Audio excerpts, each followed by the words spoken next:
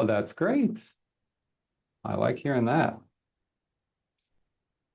We'll write the contracts. You just got to hold them together. All Yeah, I'm okay with that. right. Speaking of success, I got this. Look at this trophy. Wow. Holy mac. What? Get out of here. You got a pillow down there or something, right? That thing better be intact when you pull. You got to be kidding me. Well, you know what, Mike? At least it'll match this one. That was a one of a kind. Well, now it's two of a kind. Priceless. Oh my God. My Hopefully you underwriter's had going it to kill me. insured. My underwriter is going to kill me. Unbelievable. There it is. Oh, it. Let's see if this thing died on me. There I am. It Was broke. that the recent neighbor award? No, no. I liked that one. That one was pretty good. What what is that award for?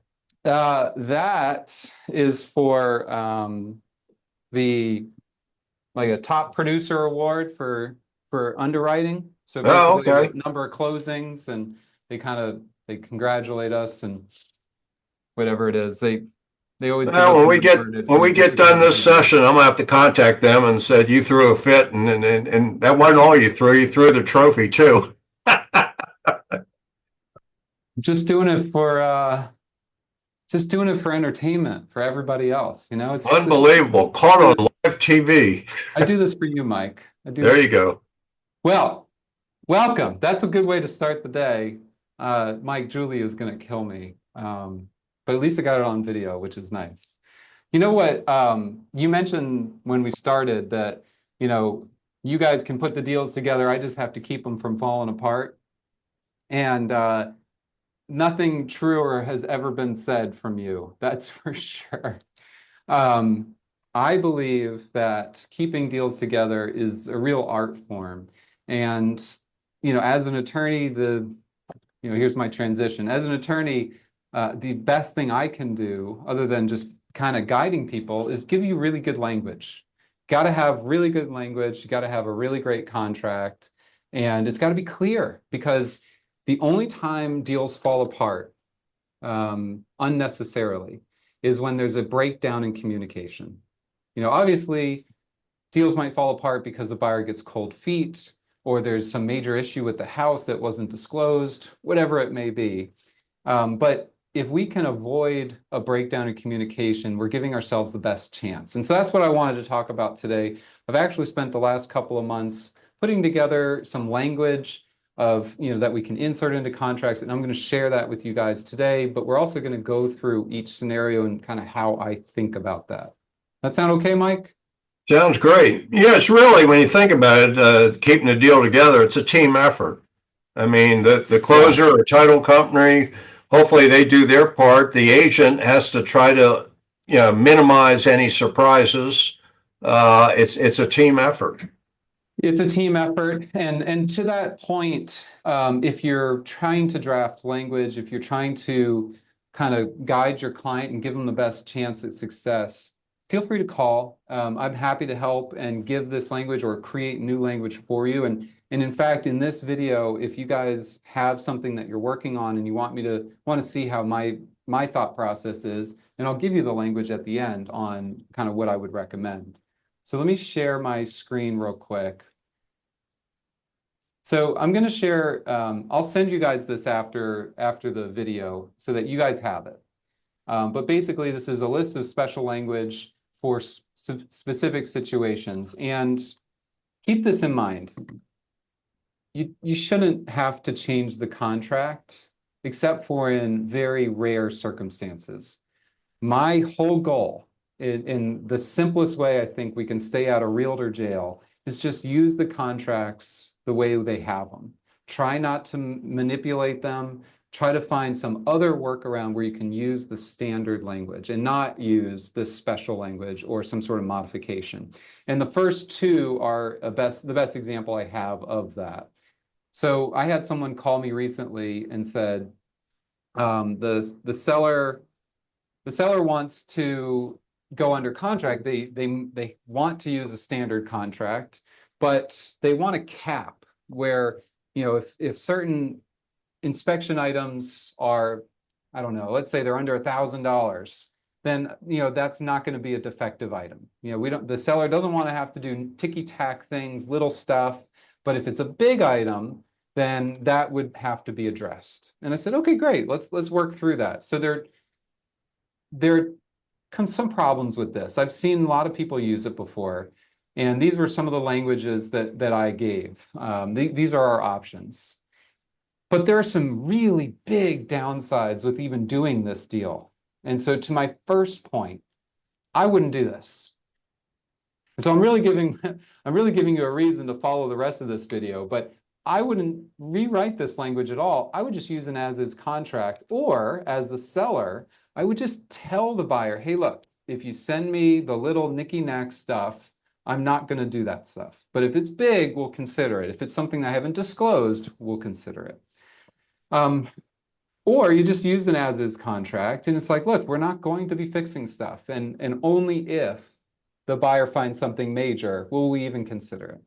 But I couldn't really convince the buyer to do that. In fact, it was the seller that was really pushing for this language to be included. So let me give you the two options. One is when you're limiting any individual inspection item, and the other is when you're limiting like the total of inspection requests. So let's look at the first one here. Any individual item identified in the inspection report with a cost of repair, replacement, or remedy estimated to be less than, and you'd maybe put $1,000. So this would be any individual item, shall be deemed a cosmetic item.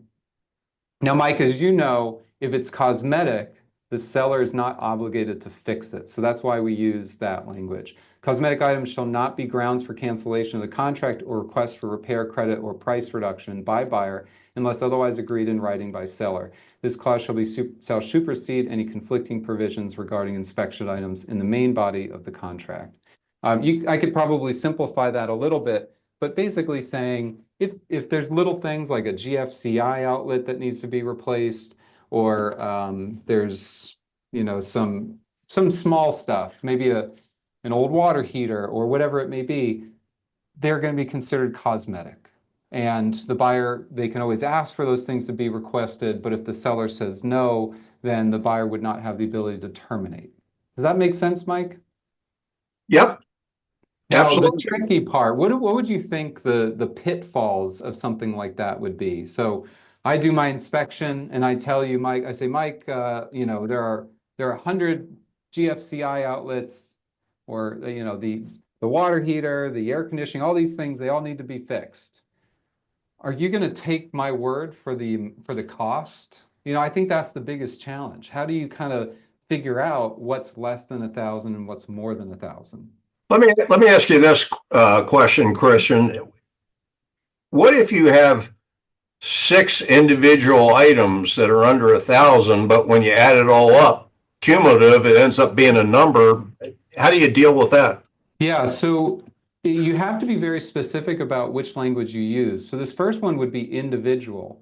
So if you had six GFCI outlets, which, each one of them's maybe $50, maybe 100, maybe less.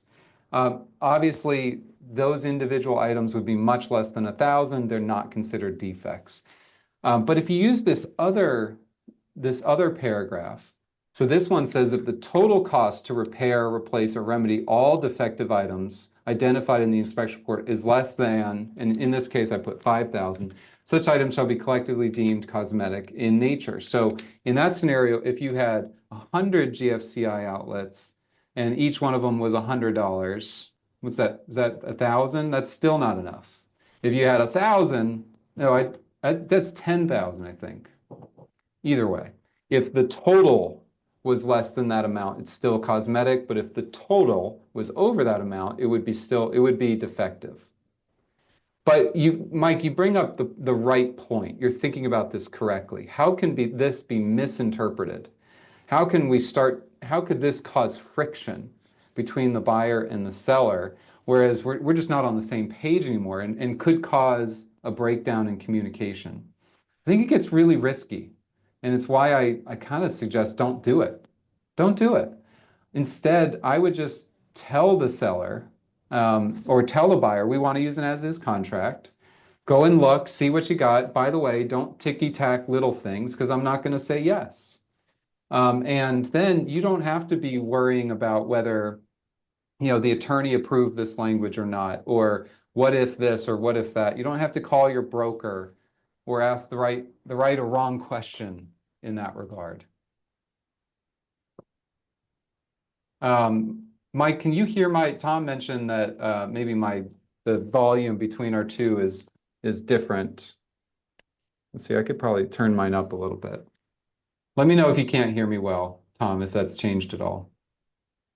Maybe not. What do you think, Better. Mike? Do we No, I sound think it's okay? better now. Is it? Okay. All right. Let's see. Tom, did you want to say something? Let me see if I can get you to share. Oh, you're at the top. So I guess the big picture on that, I wouldn't worry about the using this language. I would try to avoid it at all costs, but if you need it, this is a good starting point. Tom, you're on. Go ahead and unmute yourself if you wanted to ask something.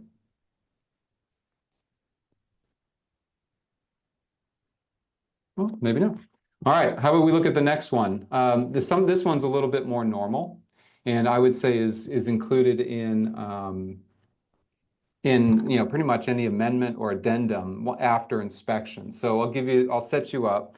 Let's say you did your inspection and you want a credit. You don't want to do some sort of repair. So you've got those 100 GFCI outlets, but it probably makes sense just to give them a credit instead of just going around and fixing everything. So in this case, I'm giving you some language. Seller agrees to provide buyer credit of, in this case, it was 40,000. This credit shall be reflected on the settlement statement and applied towards buyer's closing costs and prepaids as permitted by buyer's lender, with any remaining amount applied as a reduction to the purchase price. This is pretty sophisticated language here. And I'll tell you why we have to do it this way. So anytime there's a lender, there can be a limitation on the credit that you're going to receive. So that's the first thing to keep in mind. If you're putting 20% down, you can get up to 6 or 9% credit from the seller, but it's capped at how much your closing costs and prepaids actually are. So if you're buying $1 million house, you're not going to have $40,000 in closing costs, most likely. It's going to be closer to 10 or 15,000. And then maybe the lender adds a little bit to that, but you're not going to be able to use all 40,000. So we say up to that limit, and then the rest would be a purchase price reduction. So this at least kind of gets us in the right direction. And then the other thing on here I've highlighted, closing costs and prepaid. So again, if it's a lender, lenders don't want to see that the pool needs to be replaced or that the roof needs to be replaced. They don't want to see it. They'd rather see a credit for closing costs.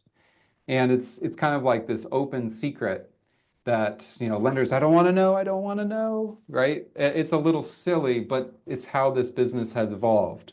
So if you're going to give your buyer a credit, this is a really great way to do it. Seller shall give buyer credit of blank. And if there's no lender, we could modify this language. And so let me give you a little bit of a modification. Seller shall give buyer a credit of, we'll put a number, in lieu of repairing the roof. And we can maybe put in at closing. Period. And then we tend to add extra language at the end just to kind of cover our bases. You get burned by this once, you don't want to get burned by it again. You might say buyer hereby waives the remaining inspection period.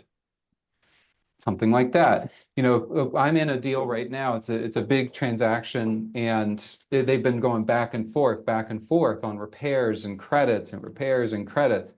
And so I had them add in language, buyer hereby waives the remaining inspection and appraisal contingencies, because we're not, even if we just had 48 hours left, I'm not taking that chance. And once we agree, I want to be done. So adding in buyer hereby waives the remaining inspection period is a huge a huge benefit, or you could say contingency. That's another option. That makes sense, Mike? Absolutely. All right, good. Let's see. All right, so the next one here, no compensation offered. So I know that there are a lot of classes being taught about compensation, realtor compensation specifically. And so I actually have some language that I've used before and I'll continue to use. This was one that I saw in a contract. I don't know if I drafted this language, but seller acknowledges and agrees that during the course of negotiations, a buyer or buyer's agent may request that the seller contribute towards or pay a portion of the buyer broker commission or other related fees. Seller understands that any such request will be subject to seller's discretion in negotiation as part of the overall terms.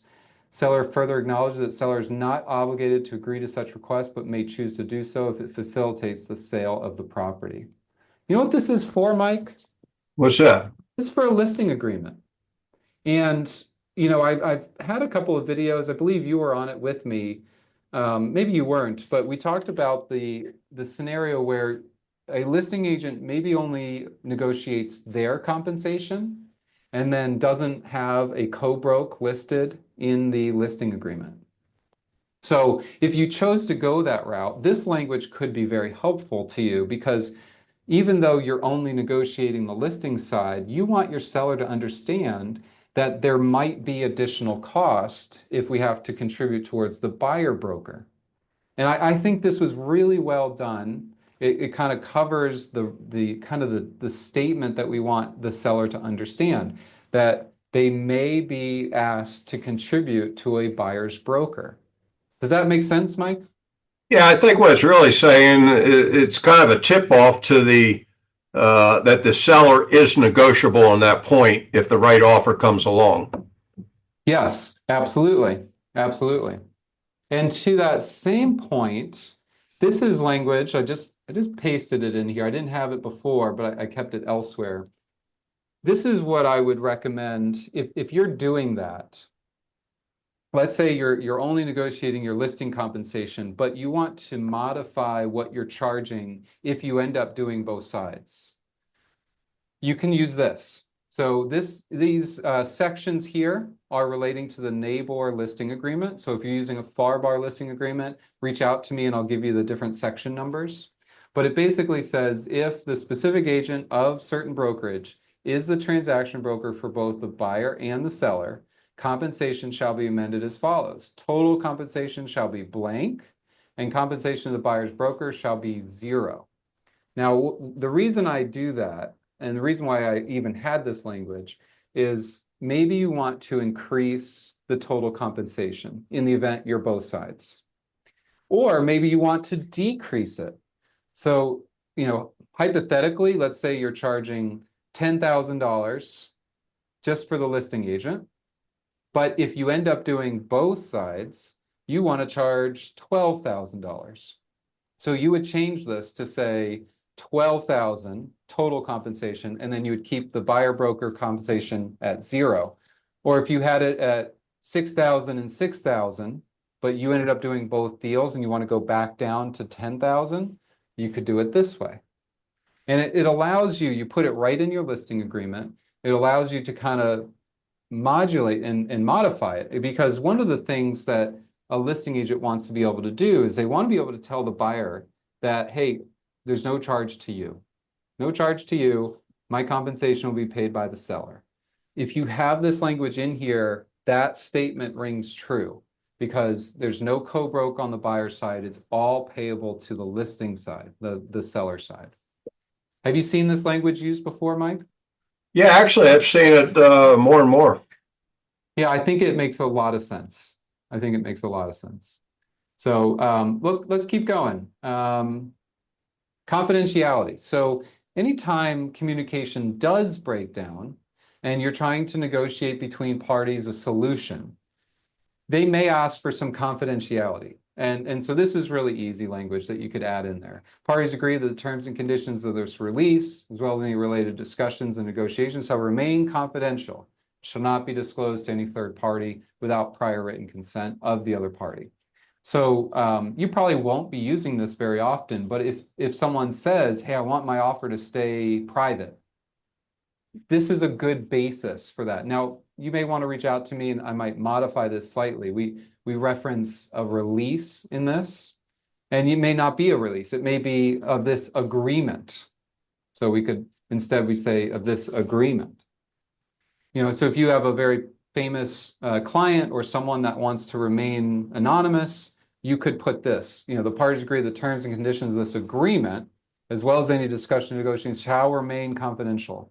I would say if you're working in something like this, you're probably going to want their attorney to be involved. So I would definitely highlight that. But this might be really easy language. You could say you got it from an attorney, you got it from me, and you could roll with it. So it's something else to have in your toolbox. This is my favorite, most simple contract clause, and it's used primarily in an as-is contract. And it's so simple. Seller shall repair or replace the following items prior to closing. And then you just bullet point it. So we're going to say, item number one would be, let's see if I can move this down. So item number one might be replace the roof.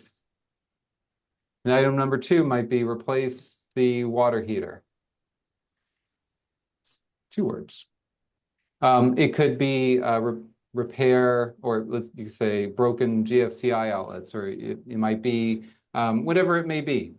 And then you could also incorporate that credit language as well. So seller shall give buyer a credit of blank for remaining items, or whatever it may be, in lieu of remaining items. And then obviously you would say buyer hereby waives the remainder of its inspection contingency. Now, keep in mind when writing this, I'm going to, if you take one thing away, this is that learn one thing concept. I didn't spend a lot of time writing about all parties agree and acknowledge. I didn't write any of that. I just said seller shall. So seller, you're identifying the party, and then shall is a mandatory requirement. Instead, you could put may. Now, you wouldn't put may in this language, but if you're writing language generally, you could use may if it's something that they have the option to do, but not the obligation. So it could be buyer may occupy the property prior to closing. Seller may terminate the agreement within 3 days of this, contract, something like that. So when writing contracts in general, I want you to be very specific. Seller, buyer, may, shall, and then just lay it all out. The other important items is when, and then what or how. And then the other one, which I try not to get too much into this, and I don't think you should either, what if? So the second part of this would be if these items or if these repairs are not completed by closing, then da da da da da. I would avoid that, Mike, and I'm really curious your opinion on this. I would avoid it because I don't really want to consider what will happen if the seller doesn't do this. Yeah, it sounds threatening. Well, even if it's not threatening, we don't know. And I kind of Yeah. want to keep my options open if I'm the buyer. So if I'm the buyer and the seller just, let's say there's a delay on the roof. Well, I don't need some language to refer to. I want to renegotiate. It's like, all right, you were supposed to do this by closing. I'm willing to extend the closing. And the seller, there's no guidelines. It's just that the seller's in default. So if instead I put, buyer may delay closing. So let's say buyer may delay closing up to, and you put a time. Well, what if that's not enough time? Or what if the buyer doesn't want to delay closing? Now I don't have that other option. So if it was me, I typically just leave it open-ended. I don't even address the if then or what if. I just don't address it. There are certain times when you may address it. You may want to put something specific like If the roof isn't completed by the closing date, then I want a credit for the full value, or I want to escrow 200%. And our contract already includes language like that. So we can piggyback off of that if need be. Um, Insurance claims. You keep it up, Mike? Am I boring you yet? Well, yeah, we're coming to that point of the year. Insurance claims, that point of the year. Let's take a second to talk about that time of year. Mike, can I would say you're one of the best preppers I've ever met. Can you give me some advice? What do you look for? What are the same problems every year that the real estate sees, that our customers see, and that your agency? Well, obviously, you've got to watch where the hurricanes are, as far as the hurricane getting into the box, because if you haven't lined up your insurance, all of a sudden you might be hitting the pause button until that storm blows through. Yeah, bind your Um, insurance as early as you can. recommend to all homeowners that they videotape everything in their house so they've got something, proof that this is what I had before the storm hit. Also, and I've learned this from experience, start lining up your go-to list for subcontractors, particularly roofers, if need be. So, yeah, if you do get hit by a hurricane, you want to make sure you've got at your fingertips who to call, and you want to call as soon as possible because they're going to get hundreds of calls. Yeah. Yeah. So, that's crucial. But honestly, Christian, when the other thing you got to keep in mind, we went through this last year, even though we didn't take a direct hit, is you got to monitor whether or not your attorney or title company has lost power, Yeah. because we might not take a direct hit, but your office might not have power for 4 or 5 days. Now, fortunately, there are, you plan for that, but you do that out of experience because you just don't know what's going to bring the power down. I So, agree, Mike, and I'll give some more specific suggestions for people if there's an active listing, and then if there's an active contract, and then finally if you have a closing actually, that's impacted. So if you have an active listing and there's a storm, you have to reconsider whether to update your seller's disclosure. A lot of people don't realize that. They don't even think about it. I had someone recently who they had a water event back in January. It wasn't storm related, but they had an event back in January, and then they go back under contract in March, and they never updated the seller disclosure from before January. So be very careful with that. And then separately, there's the flood disclosure, the mandatory flood disclosure that you may need to update if you've made a certain insurance claim. So that's listing agreement side. If something was damaged and replaced or repaired, you may have to update your listing. You may need new photos potentially if you've painted anything. So just be careful, be mindful that these things have ripple effects. And then if you're under contract, it's seller's risk of loss. Have you heard that term before, Mike? Risk of loss? yep. So both NABOR and FARBAR put the risk of loss on the seller, meaning that it is the seller's obligation to repair and bring the property back, even if it's not an inspection item. And actually, this came up yesterday. It wasn't storm related, but the pool broke. So the inspection was fine, and then the pool pump broke after inspection. And the seller's like, well, it was fine during the inspection. Do I really have to fix it? Yes. Seller has the maintenance obligation. The risk of loss is on the seller right up until closing. So definitely maintain, don't cut off your insurance. And to that point, sellers really, some of them can be in this really bad habit of calling insurance in advance and canceling it for the closing date. Don't do that. Don't do that. Wait until you're closed and then call to cancel your insurance. In fact, I usually wait till the day after or even the week after. If you call the week after and you tell the insurance company, hey, I sold this property back on Thursday, I need to cancel my insurance, they go back to Thursday and they give you all your money back. It's great. So there's no reason to cut off insurance early or to kind of plan for that. Just wait. Just wait. And then if something is damaged and you're leading into the closing, there's some delays. The contracts both have the ability for the seller to extend closing to be able to repair the property. I believe there's a limit to how long you'd have to wait, but at certain point, or no matter what contract you're using, the seller's got to bring it back. And if they can't, if it's been substantially damaged and they can't bring it back within 30 days, then the buyer would have the ability to terminate. You So know, there's I, our contract side.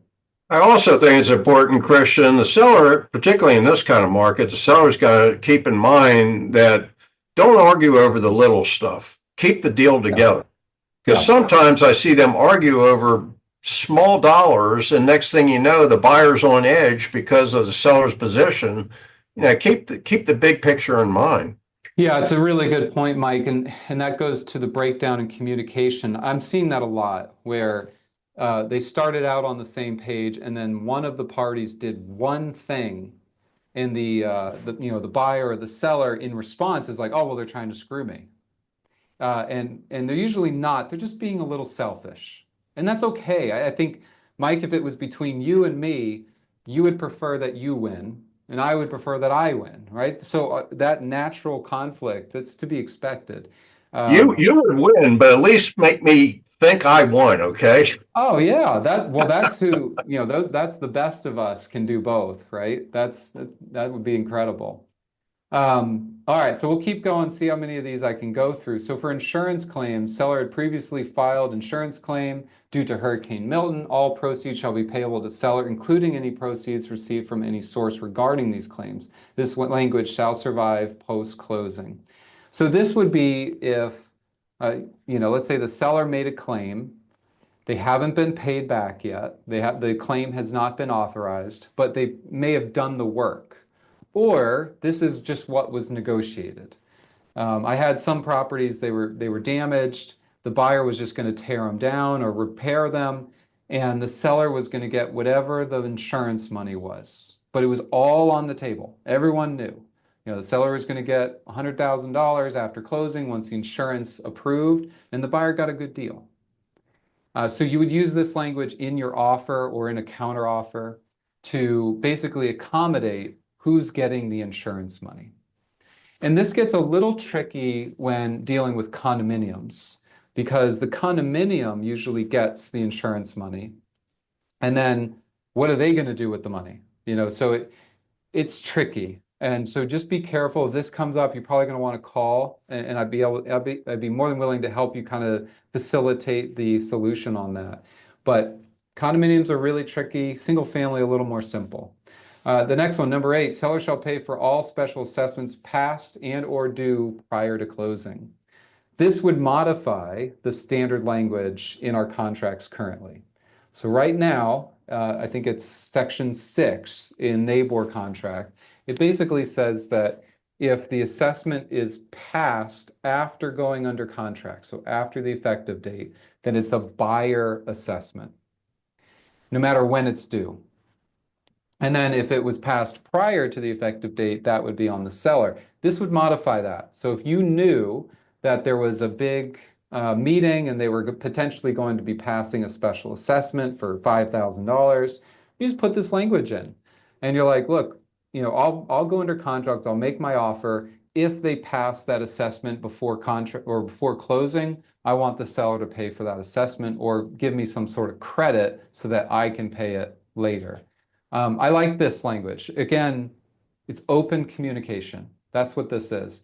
If instead you'd never discussed it and you knew about this meeting, you might be holding your cards really close to the chest. You might be using an as-is contract. You might be delaying deposits. You might terminate unnecessarily. But if you put something like this, it's all on the table.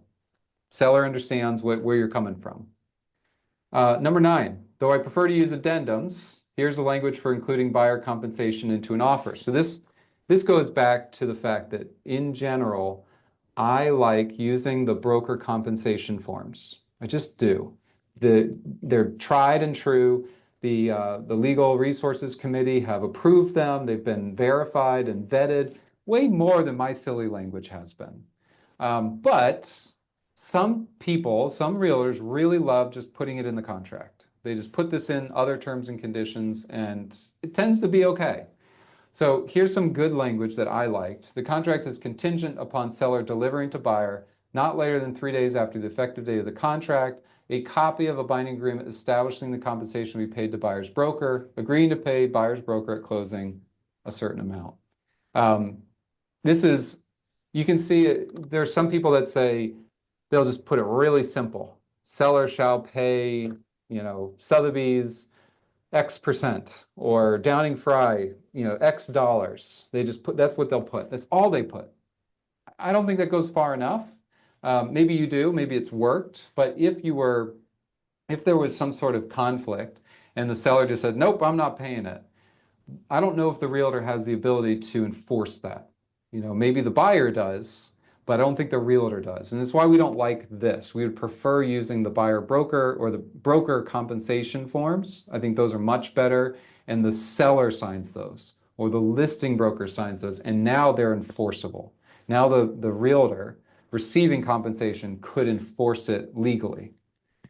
All right, keep going. Sale contingencies. So we're seeing more sale contingencies, and they are risky. I would say, especially in a market like this, some properties just aren't selling. Even if you price it aggressively, they're just not selling. So sale contingencies are risky. There are other options, doing some sort of as-is contract or a very low deposit, I like better. So if let's say normally you would put 10% deposit, well, what if you put 1% with no sale contingency? Yes, you would lose the 1% if you didn't close. So on a $500,000 deal, you'd put $5,000 down, as opposed to maybe 50,000.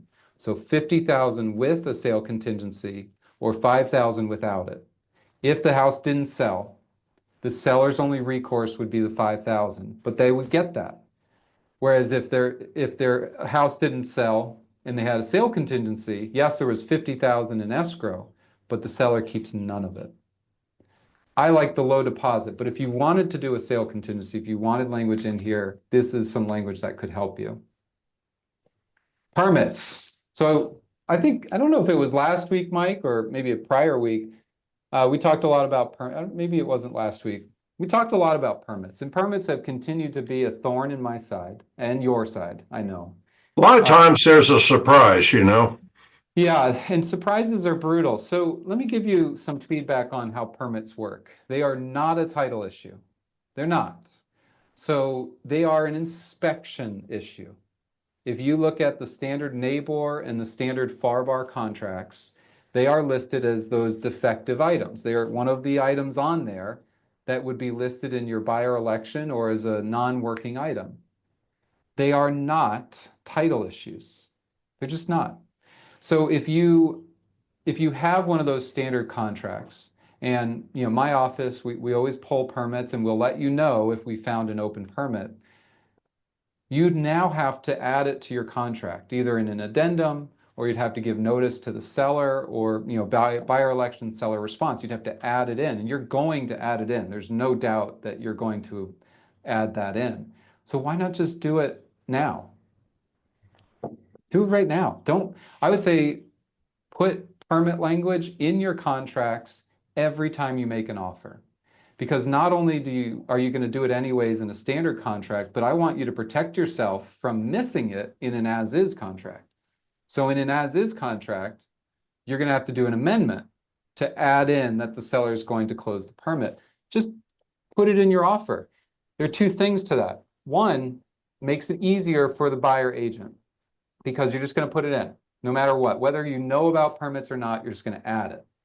Number two, the seller is more likely to accept it because they probably don't even know if there's an open permit. So they're like, oh, sure, yeah, of course we're going to close all the permits. Of course we are. As opposed to, 2 weeks later having to negotiate permits and then maybe saying no. So I would do it now in every offer.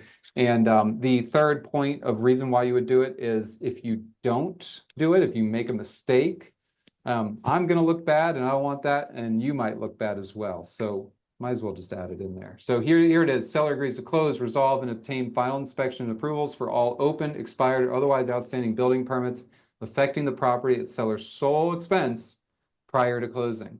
You probably could be done with just that first sentence, but I had a client that was asking for it to be a little bit more sophisticated, so we added this extra language. Seller shall provide buyer with evidence of the closure and satisfaction of all such permits no later than blank days prior. If seller fails to do so, buyer may, a buyer's option, A, delay closing, close with an escrow holdback, or terminate the agreement. This last sentence is the what if language. I don't like that. I just want it to be done at closing.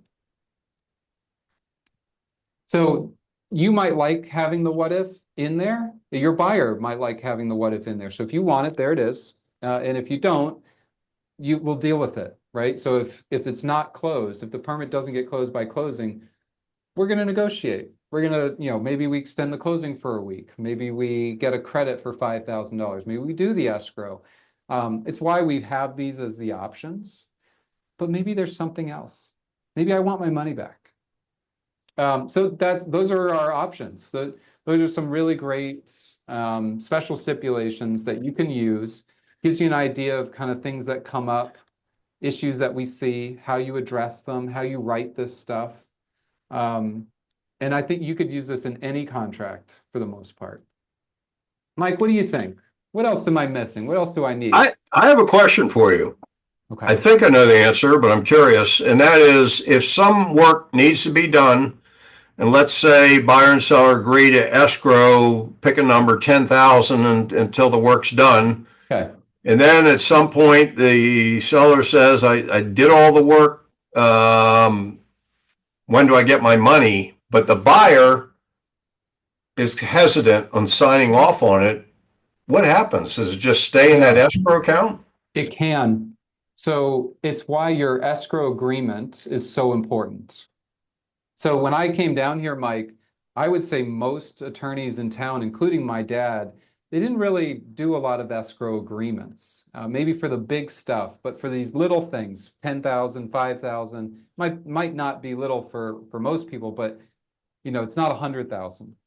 So they just wouldn't do an escrow agreement. They would rely on very simple language in the sales contract that says 200% or 125% of the repair. Personally, I think you need a couple of things. You need very clear guidelines on what is sufficient and what's not. So what would be the fix has to be clearly spelled out. So if it's a permit, I want it closed. There's no real arguing that. And then two, I want a deadline. I don't want this to have some sort of no deadline. I want 90 days, 180 days. Now, NABOR and FARBAR do not have deadlines in their escrow. They don't reference it at all. So if we don't do an escrow agreement, that means that money could sit there forever. So in the example, the permit again, we put 10,000 in escrow. If there's a deadline by that 90-day period, 60-day period, if the permit's not closed, I give it to the buyer. It's done. That's it. A lot of times, though, if we're close, if we're really close, they'll negotiate some sort of extension because it's just good faith. They'll negotiate the extension. I'm not after your 10 grand. I just want the permit closed, please. So they'll go to 180 days or 120 days, whatever it is.